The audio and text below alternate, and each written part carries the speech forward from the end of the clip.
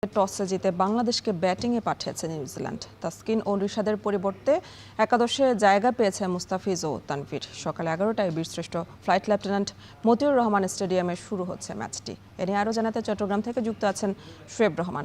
শোয়েব, চট্টগ্রামের উইকেট বরাবরের মতো ব্যাটিং সহায়কী থাকছে কিনা, আর এই উইকেটে বাংলাদেশকে আগে ব্যাটিংয়ে পাঠিয়ে রান তাড়া করে বাড়তি সুবিধা পাবে কি নিউজিল্যান্ড, জানাবেন।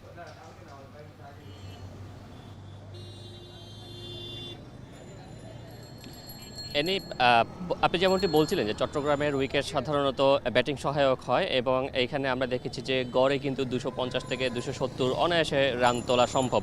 এবং এইখানে বাংলাদেশের যেটি প্লাস পয়েন্ট সেটি হলো যে শেষ যে তিনটি ম্যাচ সেই তিনটি ম্যাচেই কিন্তু বাংলাদেশ জিতেছে এবং সেই ম্যাচগুলোতে কিন্তু রান তাড়া করে বাংলাদেশ জিতেছিল। তবে আজকের ম্যাচে যেহেতু বাংলাদেশকে আগে ব্যাটিংয়ে পাঠানো হচ্ছে, সেক্ষেত্রে নিউজিল্যান্ডের পেসার যারা রয়েছেন তারা কিন্তু শুরুতে নতুন বলে কিছুটা বাড়তি সহায়তা পাবেন এবং সেখানে যদি বাংলাদেশ টিকে যায়, অর্থাৎ বাংলাদেশ যদি শুরুর দিকে 10-15 ওভার একটি জুটি করতে পারে এবং সেই জুটিতে রানের জায়গা থেকে যদি তারা 70 থেকে 100 রানের একটি জুটি করতে পারে, সেই ক্ষেত্রে কিন্তু বাংলাদেশের জন্য বিষয়টি অনেকটাই সহজ হবে এবং পরবর্তীতে তারা সেই রানটি কিন্তু অনেকটা টেনে নিতে পারবে। বিশেষ করে যেহেতু দলে লিটন দাসের মতো খেলোয়াড় রয়েছেন, সৌম্য সরকার ফিরেছেন, তানজিদ তামিমের মতো ব্যাটার রয়েছেন যারা কিন্তু ধারাবাহিকভাবে বেশ ভালো পারফর্ম করে আসছেন এবং শেষ যে দ্বিতীয় ওয়ানডে সেখানেও কিন্তু ভালো ব্যাটিং করেছেন এবং সেই জায়গা থেকে কিন্তু বাংলাদেশের যদি শুরুতে ব্যাটিং করতে নেমে 280 থেকে 90-এর মতো রান তুলতে পারে, বাংলাদেশ কিন্তু এই ম্যাচটা সহজেই উতরে যেতে পারবে এমনটি ধারণা করা যাচ্ছে।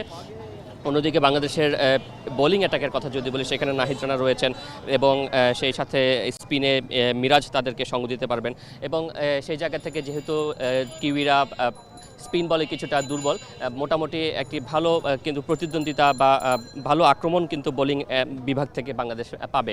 তো সেই জায়গা থেকে বাংলাদেশের জয়ের সম্ভাবনা কিন্তু অনেকটাই রয়েছে এবং যদি বলি যে নিউজিল্যান্ডের এই দলটিকে কিন্তু অপেক্ষাকৃত তরুণ এবং নতুন বলা হয়ে থাকে, তো স্বাভাবিকভাবে বাংলাদেশ কিন্তু অনেকটা এগিয়ে রয়েছে। দর্শকদের কথাটা বলে শেষ করতে চাই, যেহেতু এসএসসি পরীক্ষা চলছে এবং দিনের আলোতে খেলা, চট্টগ্রামে তীব্র গরম পড়ছে, যে কারণে খেলার আর মাত্র 10 মিনিট বাকি থাকলেও দর্শকদের আনাগোনা কিন্তু একেবারেই কম।